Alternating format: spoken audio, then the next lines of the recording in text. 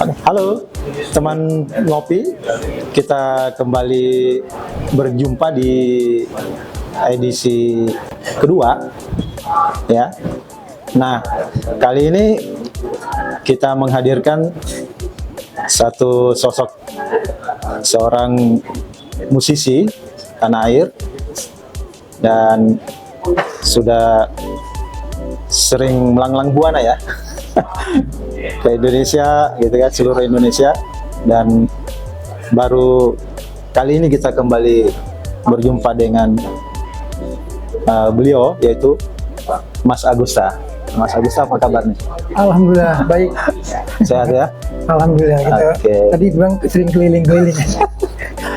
Kita emang kerjanya keliling-keliling. Keliling. Tapi ada kisah tuh. Bukankah bumi Allah luas? Jadi kita melihat cuma. Alhamdulillah. Oke, sekarang kesibukannya apa nih?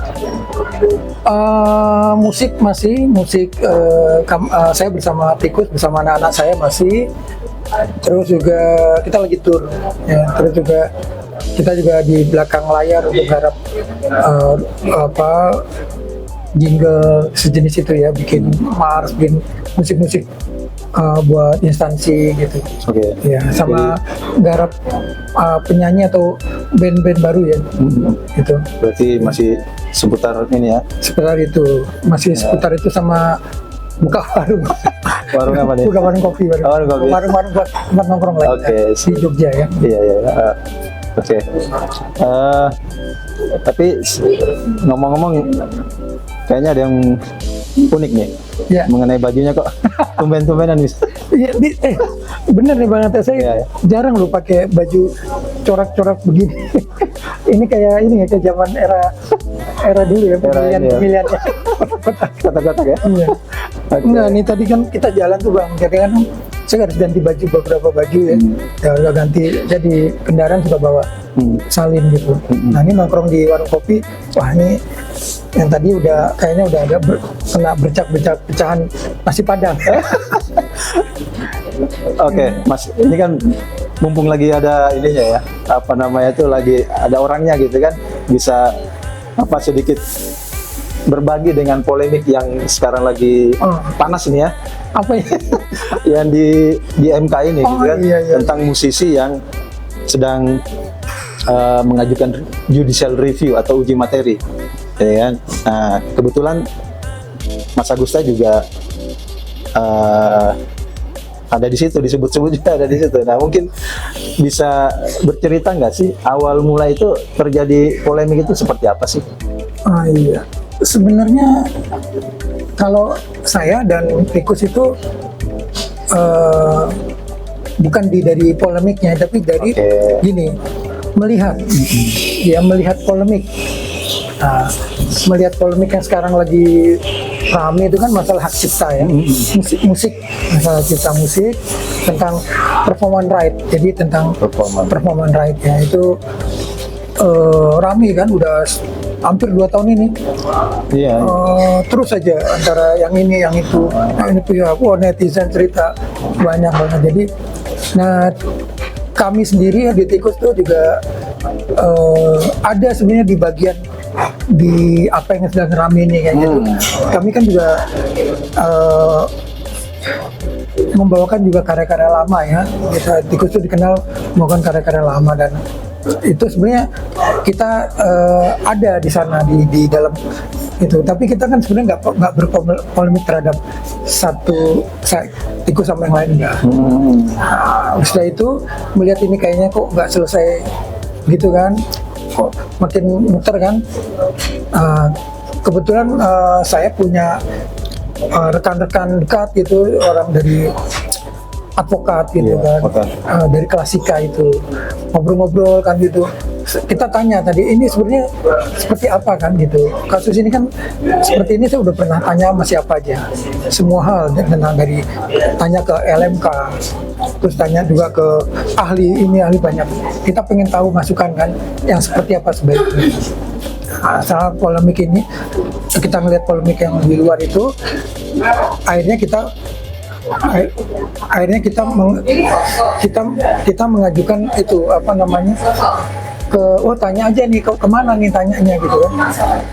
Kan kita tanya nggak orang per orang kan, kita udah nanya secara pribadi, saya lewat DM yang nggak kenal, saya lewat WA yang kenal, atau ngobrol langsung. Itu tanda bahwa kita bernanya kan sebaiknya seperti apa. Tapi kan ya jawabannya kan pribadi, penafsiran pribadi. Nah, akhirnya teman-teman dari Klasika, advokat dari Klasika ini, kita ngobrol-ngobrol sepakat, oh ya kita tanya ke lembaga hukum yang paling tinggi, MK, yaitu Mahkamah Konstitusi. Tentang itu katanya ke Mahkamah Konstitusi. Oh ya, oke, akhirnya kita mengajukan permohonan tikus, karena tikus pun pernah tikus kan pernah mengalami pelarangan ya. Meskipun itu udah selesai dan kita udah nggak membawakan lagi apa yang dilarang itu udah. Tapi kan melihat polemik ini, kita pengen sebenarnya kayak gimana sih gitu. Kita nggak mendukung sana sini juga nggak. Jadi ke MK, nanti kalau MK ini nanti hasil dari MK itu nanti seperti apa ya, kita ikuti itu.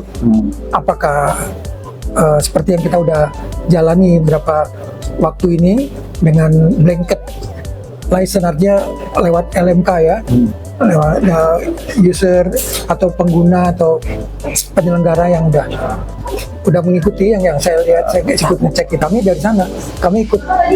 Dulu sih awalnya selagi sebelum kita paham ini, kita bayar dengan cara kita niat baik, itu ada yang bayar langsung. Kita pernah juga direct license. Direct. Duluan sebelum rame-rame ini kita pernah bayar langsung ya. Sebenarnya direct license itu nggak tidak sesuai dengan hukum positif sebenarnya ya. Soal itu nanti mungkin bisa ditanyakan ke ini ya, ke ke advokat. Tapi itu yang yang berlaku waktu sebelumnya. Ya, tadi kalau Bang Hatta tanya kenapa kok ke MK itu ya, karena kami tikus itu pernah mengalami pelarangan. Walaupun itu kita terima, oke, nggak masalah, selesai ya, kita nggak bawakan lagi nggak. Nah, tapi kan kita akan terus nih, kita ada lagu lain yang kita bawakan. Nah, ini seperti apa? Kalau kita mau bayar tuh berarti mau bayar kemana nih? Apakah seperti yang sekarang kita jalankan lewat blanket license yang lewat LMK, atau sekarang ada direct license langsung ke pencipta misalnya. Nah, kita nggak tahu nih, kan ini rame ya, ini seperti apa gitu. Jadi butuh kepastian. Kita butuh kepastian dari MK. Dari MK. Nanti apa yang diputuskan MK itu, jadi kita ikut. Misalnya nanti harus blanket license, misalnya kita harus tetap menjalankan apa yang selama ini udah, yaitu. Nah, harus direct license. Ternyata MK, ya udah kita membayar. Mengikuti gitu. Mekanisme gimana kita tinggal ikuti. Semata-mata untuk bagaimana musik Indonesia ini lebih baik kan. Kan di luar negeri udah baik Bang. Di Malaysia, di Singapura tuh deket ya. Itu udah kita kan pernah main di sana kan. Itu dia tegas banget apanya, nanya udah kita bayar, dia tanya gitu. Artinya mengajukan judicial review ini bukan hanya membawa kepentingan tikus sendiri, tapi ada pemusik penyanyi-penyanyi lainnya yang punya nasib sama dengan tikus kan. Kan gini, kan kalau sekarang kita lihat ya, realita itu kan ada satu, kalau kita sebut kubu lah gitu kubu yang pencipta semua, saudara penyanyi kan besar-besar semua itu, terkenal semua gitu kan. Nah, kita yang kecil-kecil yang istilahnya cek-cek gini bingung kan, mau gimana nih kita. Apa hukum itu cuma orang segitu aja kan? Hukum itu harus berlaku untuk seluruh masyarakat Indonesia. Jadi barannya gajah berpengalaman gajah ya, yang kecil-kecil. Injek ya. Ya, kita gimana? Nah, akhirnya yang semut-semut ini bergabung juga dalam satu namanya Klasika gitu kan. Klasika tidak itu, di kubu sini tapi tidak di kubu sana. Enggak, kalau Klasika itu bukan dari kami musisi, jadi advokat. Itu advokat emang kumpulan advokat yang peduli tentang musik Indonesia. Kan pas ya. Jadi dia tuh tidak berada di kubu A tidak berada di kubu Iya, B. dia nggak ada kubu pokoknya bagaimana ini lancar. Lancar. Gitu. Nah, kita sepakat dengan itu. Tikus, oh ya, kita harus kerjasama. Kemudian saya kenal dekat sama rekan-rekan di sana, jadi kita mengajukan permohonan itu. Jadi apapun hasilnya itu kita akan ikuti nanti hasil MK itu seperti apa. Gitu. Jadi kita ikuti itu kan. Intinya sih dari apa ya, sisi yang dampak langsung kepada penyanyi itu seperti apa sih, maksudnya kerugian apa yang dialami si penyanyi itu sehingga harus uji materi karena mengganggu apa namanya itu kreativitas. Iya, kreativitas. Ya kalau misal gini, kalau dari kami Tikus kan pernah alami tuh mungkin band yang pernah dilarang tuh itu Tikus ya, band-band tribut ya, band tribut kan kalau ada lawan penyanyi besar, kalau band-band kecil atau yang sekelas Tikus ini kan di bawah itu cuma Tikus yang pernah dilarang itu ya. Jadi kok bisa dilarang itu ya, kita ikuti aja apa namanya dilarang sama yang keluarga ya, pihak keluarga gitu, ya udah kita nggak masalah, kita ikut. Nah terus kita mau tanya dulu apakah jangan sampai ke depan ini ada pelarangan lagi, kan bukan cuma Tikus, nanti banyak di belakang itu band-band banyak yang di belakang. Padahal larangan itu sebenarnya tidak usah terjadi ya, tidak harus terjadi. Enggak, pertanyaan saya gini, kenapa itu harus terjadi gitu? Itu kan. Tapi kita Tikus waktu itu ya dilarang ya udah. Tapi kan kok bisa ya dilarang gitu? Kan yang saya pelajari yang dari itu Pak harusnya enggak, tapi yang namanya dilarang ya tetap aja. Ya kan saya kita ikut aja. Intinya itu. Nah, terus nah sekarang kita tanya, karena sebenarnya itu udah selesai masalah pelarangan itu. Kami udah nggak, Tikus sudah nggak berkeinginan atau nggak punya niat lagi membawakan lagu yang band legend yang kita dilarang itu. Berarti dengan keluarga Kus Plus itu sudah clear. Udah clear. Nah sekarang kan muncul lagi nih, ya kan? Apa namanya tuh anggapan netizen yang menganggap bahwa wah dengan adanya Tikus menggugat Kus Plusnya itu enggak. Seperti apa sih? Itu kan ada media ya, ada rekan-rekan media tuh apa namanya menulis judul itu Tikus menggugat apa namanya, Tikus menggugat Kus Plus gitu. Menggugat undang-undang hak cipta karena dilarang. Bukan sebenarnya kita nyatakan di sini kebetulan Pak kata ya, mudah-mudahan paham ini, kita nggak menggugat Kus Plusnya, bukan karena itu, tapi karena mencari kepastian hukum di undang-undangnya. Jadi udah selesai. Sudah selesai Clear udah. Jadi bukan karena kita mau pengen bawakan lagu Kus Plus lagi, enggak. Kita udah enggak. Kita mungkin itu sekaligus penekanan buat netizen ya, bahwa sudah clear masalah dengan Tikus dengan keluarga Kus Plus gitu kan. Nah sekarang ajuan judicial review ini adalah lebih besar lagi gitu kan. Ya kepentingan nasional, kepentingan para musisi-musisi seluruh Indonesia. Gitu. Kita juga pengen pihak-pihak yang karya-karya itu, yang pencipta atau ahli warisnya juga dia tetap mendapatkan hak yang baik ke depan. Ya, kalau kita sih udah dilarang udah. Tapi kan nanti mungkin ada orang lagi bawakan lagu itu atau gimana gitu, atau pencipta lain nanti yang jangan sampai ada pelarangan lagi. Atau kalau misalnya memang diputuskan MK apa namanya direct license itu ya kita ikuti aja, kita langsung lewat mana nih? Oh lewat entah itu aplikasi, entah itu nelpon langsung, kita nggak tahu ya mekanisme, tapi kita akan taati.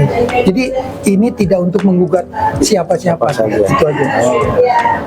Oh jadi begitu ribetnya ya kalau misalnya harus perform, menampilkan sebuah lagu harus izin dulu ya kepada penciptanya sebelum nyanyi gitu. Iya, karena kita selama ini menggunakan yang sekarang yang mengikuti undang-undang itu lewat LMK, kita bayar lewat LMK itu, kita ngikuti itu.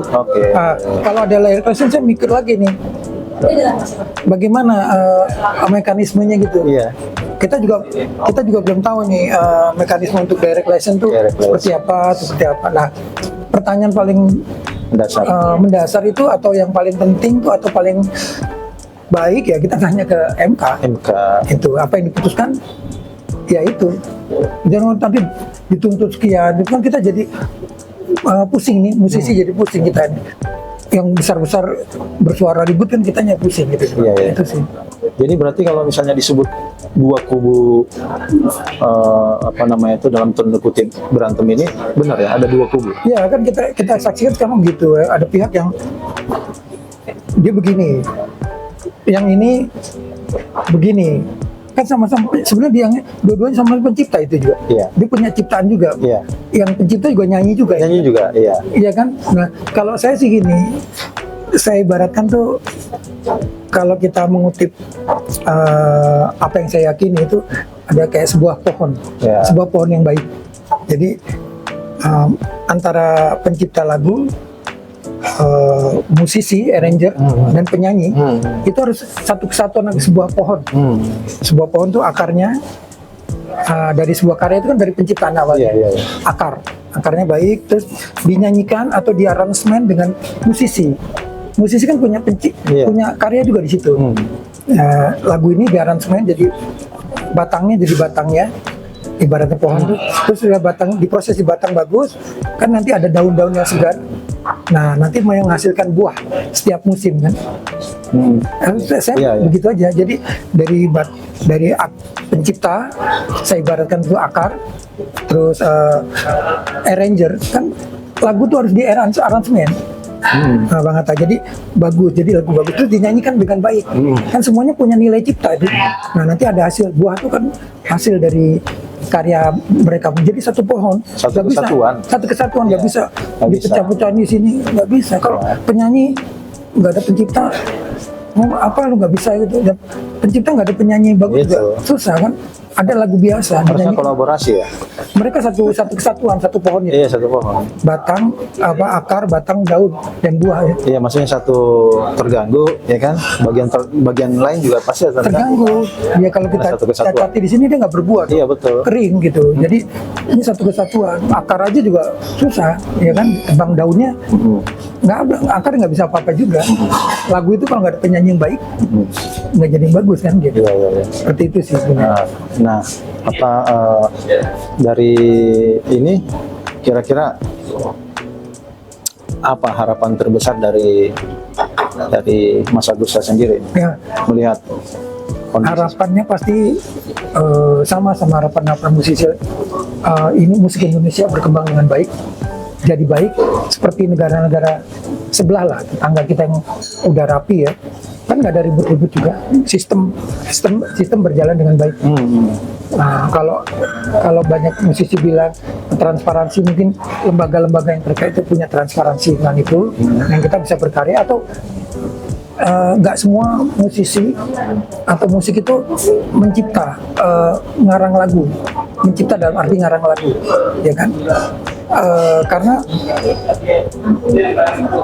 di seluruh dunia itu ada penyanyi atau musisi yang membawakan lagu lainnya itu tetap ada. Iya, betul. Jadi lagu itu tetap ada terus kan.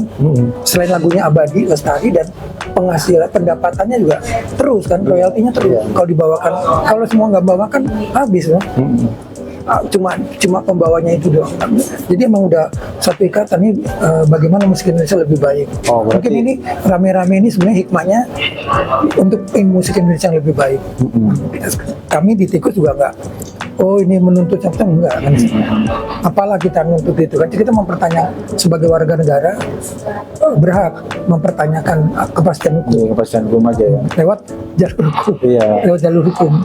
Iya, Berarti memang harapannya ada di MK gitu kan? iya, harapannya ada dia. Iya, Mahkamah Konstitusi Iya. untuk memberikan Itu kan- kepastian hukum buat para Insan musik ya. insan musik di Indonesia Itu gitu ya. Mungkin seperti harapan itu ya. gitu aja. Gitu, jadi ya kembali lagi ke ini regulator ya.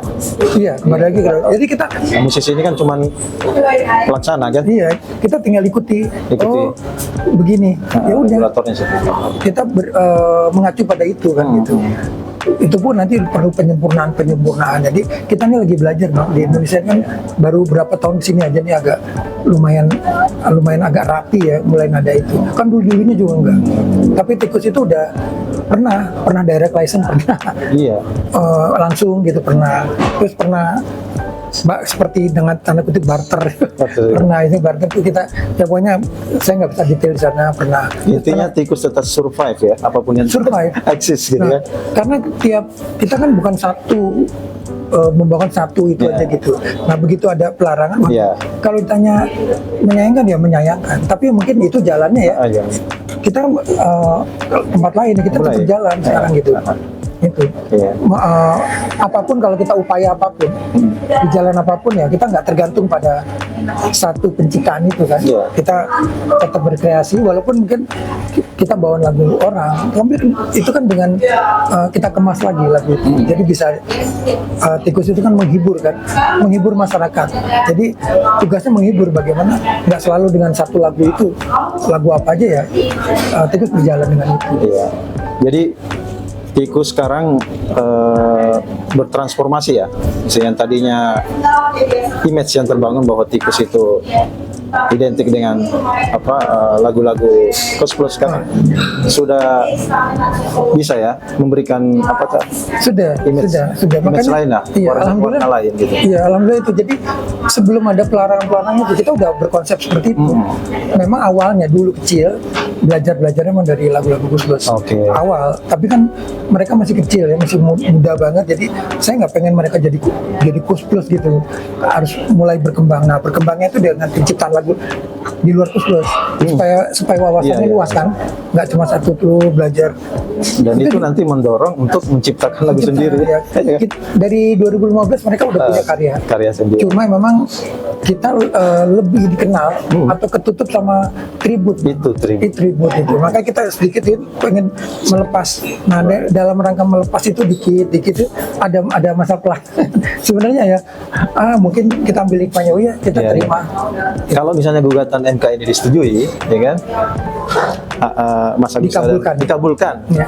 Nah, berarti nanti akan ada nggak keinginan untuk nyanyi lagi lah, yang lagu-lagu yang sempat dilarang itu kan? Enggak, kalau walaupun itu disetujui, Nah, kalau kita udah dilarang sama yang keluarga lah, dalam ini Keluarga. anak-anaknya ya kita dilarang, tetap kita akan dilarang. Oke, meskipun larangan itu tidak berdampak hukum positif kan? Iya, Dorongan moral aja ya? dorongan moral. Jadi kita udah dilarang. Ya sudah. Ada terkecuali ya kita punya pembicaraan lain ya nanti. Tapi kalau enggak ya enggak, udah itu udah dilarang gitu kan. Oke. Udah. Dan kita kan udah dengan tanda itu udah jadi, itu tuh mulai jadi dirinya sendiri kan. Udah agak keluar dari identitas itu tadi. Udah mau jadi dirinya sendiri. Itu sih. Oke. Ya. Mungkin itu ya, sedikit bincang-bincang dengan Mas Agusta Tikus Band gitu ya. Jadi kita bisa sedikit mengetahui atau paham tentang apa sih yang sedang terjadi, gitu kan, dan bagaimana Tikus Band merespon, gitu kan. Nah, kita doakan Tikus Band dan kawan-kawan semuanya bisa sukses ya, Amin, eksis amin, amin. di Belantika Musik Makasih. Indonesia. Makasih. Oke, mungkin ini percakapan pertama ya, nantinya kita akan ngobrol lagi, Kita ngopi-ngopi lagi. ngopi-ngopi lagi di tempat lain gitu ya. Ya, oke, demikian teman ngopi, salam, ciao.